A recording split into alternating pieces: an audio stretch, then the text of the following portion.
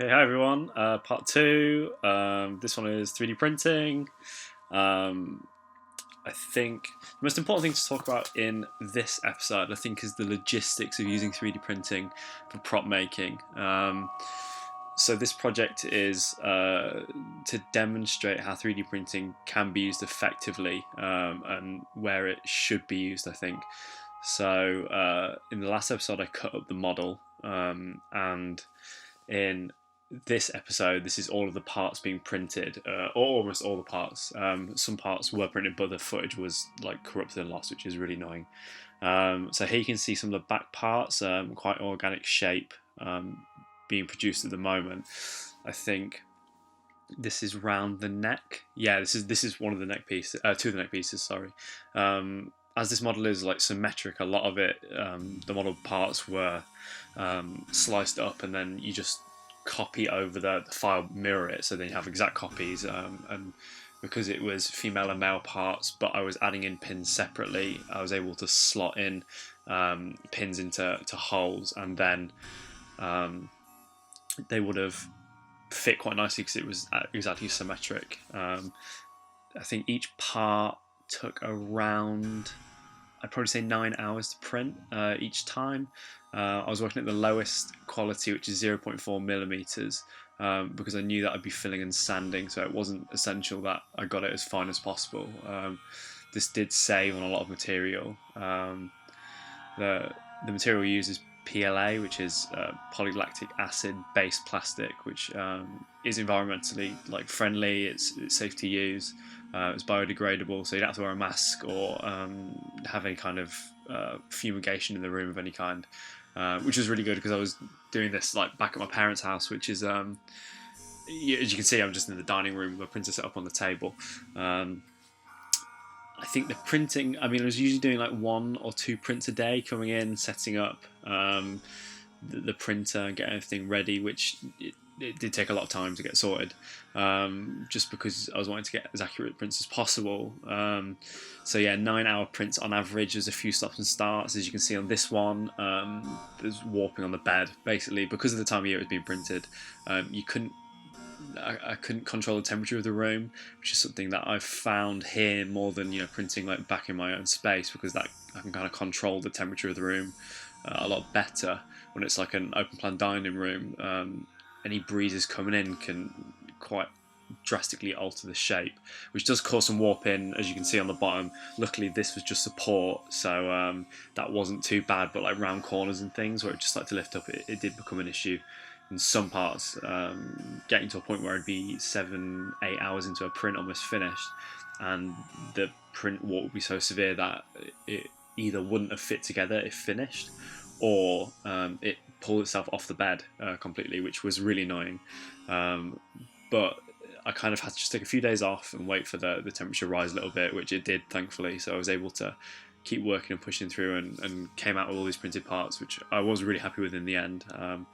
You'll see in the next part, the assembly part, that everything did fit together with a bit of persuasion, but the pins did work, and they were filled in quite nicely as well. And it wasn't too difficult to fill in. There was some large gaps because of warping, but not to a point where it didn't resemble the final piece or wasn't symmetrical. Like it was fixable. Which again is something I guess you work with if you're 3D printing.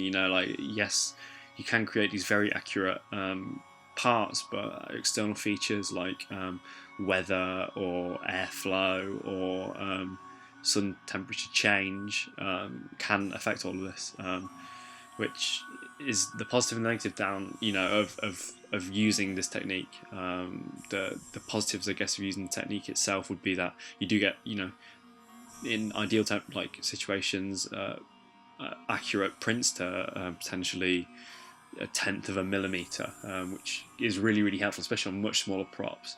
This one, it didn't need to be as accurate because I was able to just press play and print the whole thing, and then just fix any issues using other skills I had in a later stage.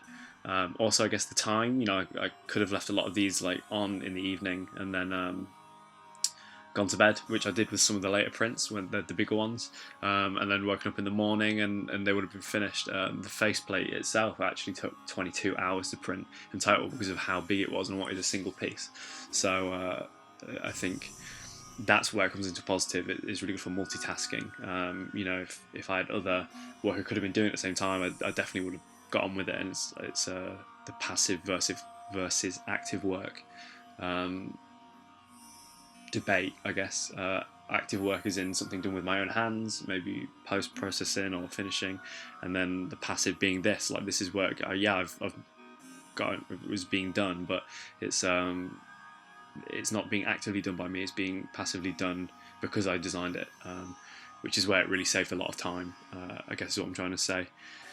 Materials wise, I think I used about 600 meters of filament, which it does seem like quite a lot, but spools come in 200 meter rolls, and they're about £25 a roll, so probably £75 in material cost alone, which I think for something of this scale I was expecting. Luckily I had those rolls available to me, so that wasn't an issue.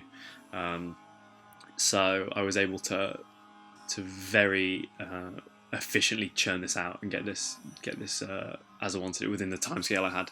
I gave myself about a week to get this done, and then yeah, when I got to the end of the week, I think I basically had all parts done. I think auxiliary parts like the face mask and the respirator valves I did later, but I was able to have those printing either in between prints or whilst I was processing the mask, which was really great. Saved a lot of time.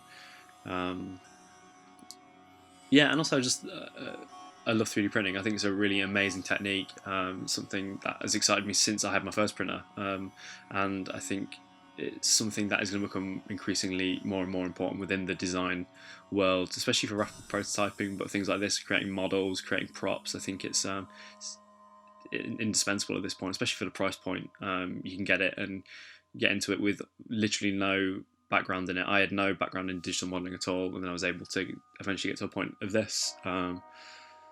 So yeah, I think this is the last part I had filmed. Again, just standard printing. There's a little bit of warpage you can see in the back corner, the back left corner, but in the end, the piece came out perfectly.